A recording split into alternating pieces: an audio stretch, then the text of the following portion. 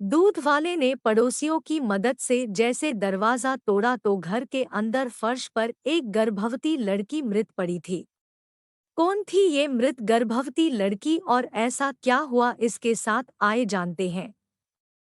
कहानी शुरू होती है एक 24 से 25 साल की रूबी नाम की लड़की जो अपने माता पिता की इकलौती औलाद थी। रूबी बहुत ज्यादा खूबसूरत और जवान दिखती थी और अभी भी इस सेकेंड ईयर की पढ़ाई कर रही थी।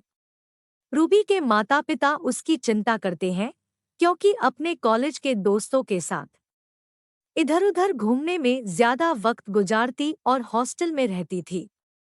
रूबी की शादी को लेकर अपने पिता से पता नहीं कितने बार बेहश हुई।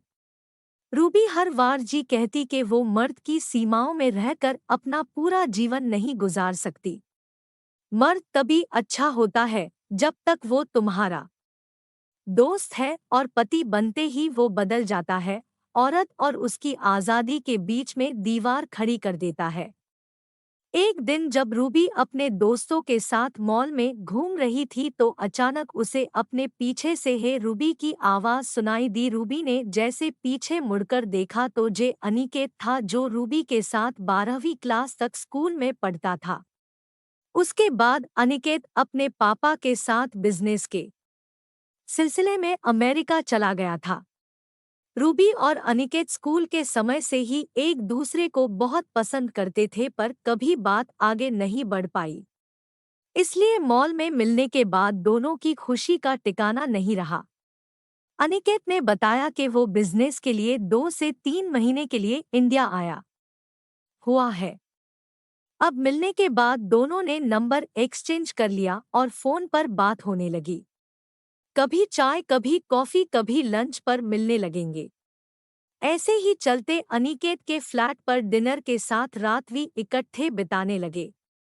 दोनों एक दूसरे के इतने करीब आ गए कि रूबी अपना हॉस्टल छोड़कर अनिकेत के साथ उसके फ्लैट पर रहने लगी।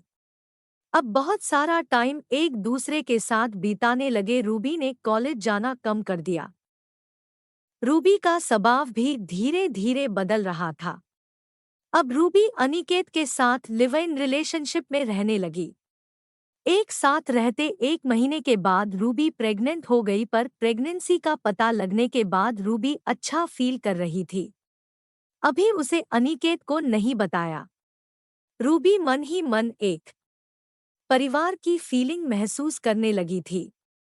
अब वो अनिकेत के लिए खाना बनाती और उसका एक पत्नी की तरह ध्यान रखती। अब उसका शादी को लेके मन बदल गया था। पर प्रेगनेंसी वाली बात जब उसने अनिकेत को बताई है और शादी करने की बात कही तो अनिकेत हैरान हो गया और कहने लगा कि यार मैंने तो तुम्हें पहले ही कहा था कि हम अच्छे दोस्त हैं और तुम भी यही कहती थी। देखो मैं शादी के झंझट में नहीं पड़ना चाहता। अच्छा होगा तुम अबॉर्शन करवा लो, जितना पैसा तुम्हें चाहिए मैं दूंगा और हम हमेशा अच्छे दोस्त रहेंगे। पर रूबी अपनी बात पे जिद करने लगी कि मुझे ये बच्चा चाहिए, तुम और बच्चा मेरी फैमिली हो। अनिकेत ने फिर समझाया कि तुम जिद छोड़ दो, हमारी शादी नहीं हो सकती और मैंने तुम्हें रिलेशनशिप के लिए मजबूर नहीं किया था, तुम्हारी अपनी भी मर्जी थी। उस रात दोनों का इसी बात पर झगड़ा हुआ और दोनों देर रात तक बहस करते रहे। सुबह जब फोन पर अलार्म बजा तो रूबी ने जैसे अलार्म बंद करने के लिए फोन उठाया तो फोन के नीचे एक लेटर पड़ा था।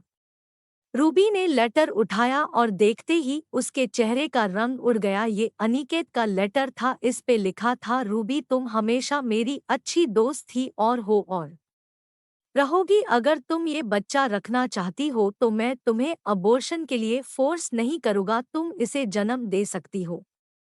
मैंने ये फ्लैट तुम्हारे नाम दिया है और तुम्हारे बैंक अकाउंट में 2 करोड़ रुपए ट्रांसफर कर दिए हैं ताकि तुम्हें कोई समस्या ना आए और तुम बिना काम किए अपना और बच्चा का ध्यान रखो।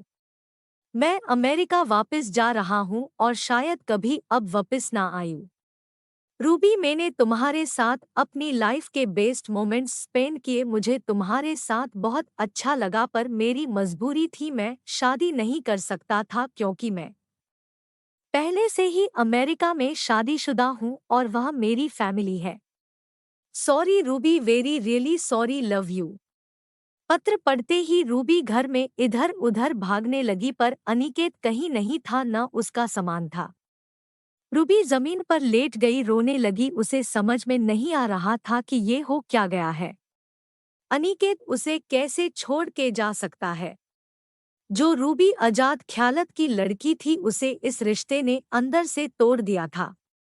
रोज की तरह दूध वाला दूध के पैकेट दे रहा था, पर 4 से 5 दिन से दूध के पैकेट जमा होने पर देखा कि घर को बाहर से ताला भी नहीं लगा था और घरवाले दूध नहीं उठा रहे थे।